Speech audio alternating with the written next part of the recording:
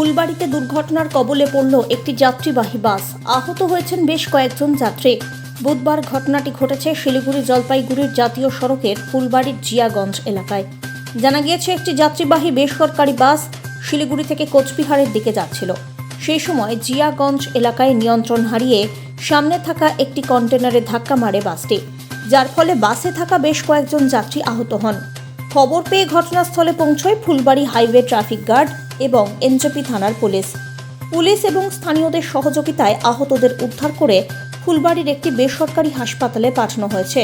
অপরদিকে দুর্ঘটনাগ্রস্ত বাসটিকে উদ্ধার করে গোটা ঘটনার তদন্ত শুরু করেছে পুলিশ।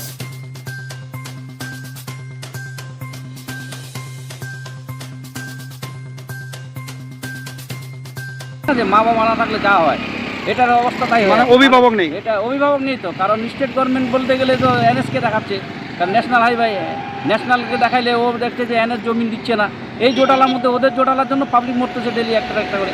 আপনারা রেগুলারই খবর আপনারা পাচ্ছেন, রেগুলারই অ্যাক্সিডেন্ট হচ্ছে।